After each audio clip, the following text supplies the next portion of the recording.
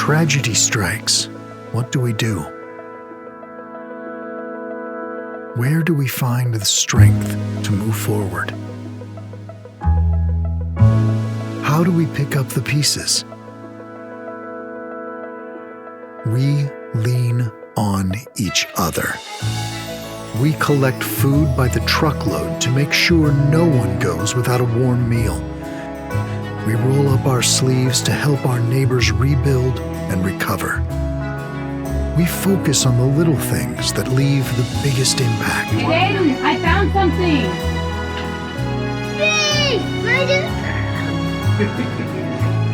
At Austin Peay, experiencing compassion is more than an ideal.